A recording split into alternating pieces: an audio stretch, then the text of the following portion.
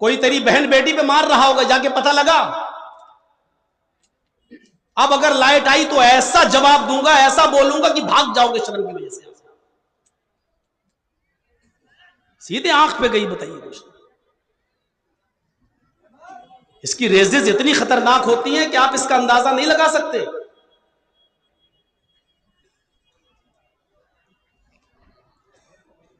تو میرے بھائیوں، اگر بیوی بھی راضی تھی تو دونوں پر کفارہ ہے،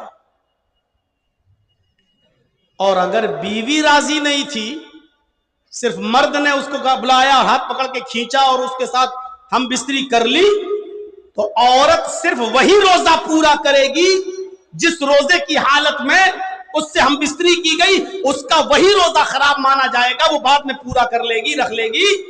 لیکن اگر اس کے ساتھ زبردستی ہوئی تو، لیکن اگر وہ بھی ہم بستری میں راضی تھی تو دونوں کو یہ سزا دونوں کے لیے ہے۔ اور وہ سزا کیا ہے کہ مرد بھی ایک غلام آزاد کرے گا اور عورت بھی ایک غلام آزاد کرے گی۔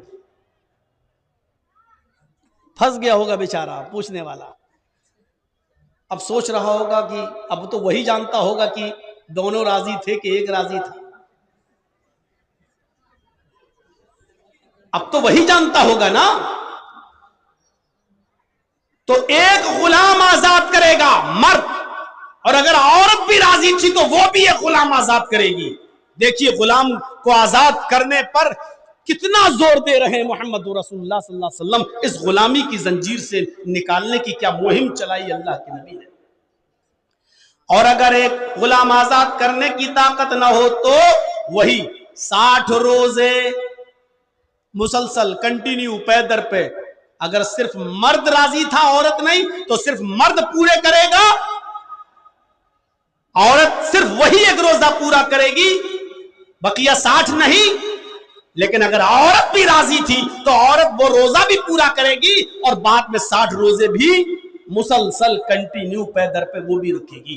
اور اگر روزہ رکھنے کی بھی طاقت نہیں ہے تو پھر 60 مسکینوں کو کھانا کھلائے گا، یہ مرد بھی، اور اگر عورت رضامند تھی تو عورت بھی، اور عورت راضی نہیں تھی تو عورت پھر 60 مسکینوں کو کھانا نہیں کھلائے گی۔ تو غلامی کی زنجیروں کو اس طریقے سے توڑا گیا ہے میرے بھائیوں۔